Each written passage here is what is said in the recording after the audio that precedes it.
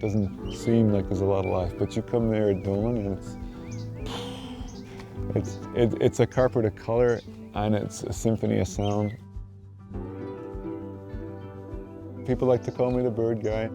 It was just something I was drawn to even as a child. You know, it became my whole life really. When I first came to Manitoba about 18 years ago, there was only about a dozen or so birds that were considered at risk. And now it's much more. Probably the most at risk are the grassland birds. In the tall grass prairie ecosystem, we talk about a fraction of 1% left. So we've lost 99% of tall grass prairie.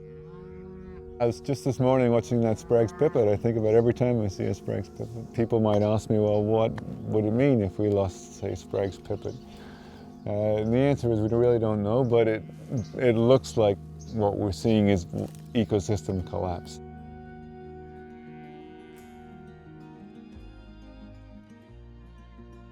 I have a confession to make in that when I first came to Manitoba, I was a vegetarian. But then living in Manitoba and realizing what the prairie ecosystem was and needed and what the conservation concern was here, it became pretty clear that actually, if you're going to live in Manitoba and be a vegetarian, you're actually not helping the conservation of these grassland species.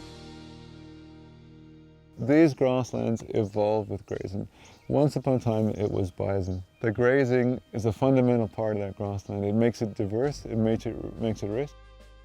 And the vast majority, and really almost all of it, is in cattle, is in beef production.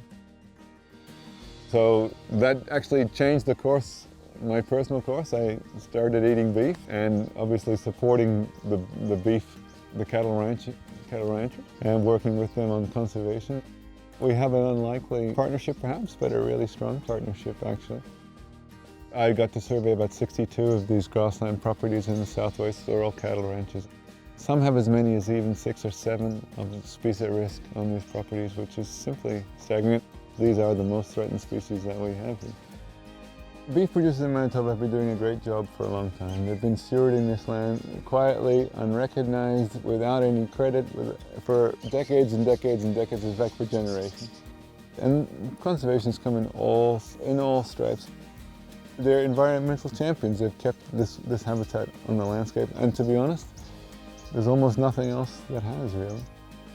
And if you lose that, you lose the habitat, and then you lose the birds. Because if he goes out of business, it'll be converted, plowed up, sold off, and it won't be, the grassland habitat that's on there will be lost completely. You can be part of a conservation solution, even in something as simple as what you consume.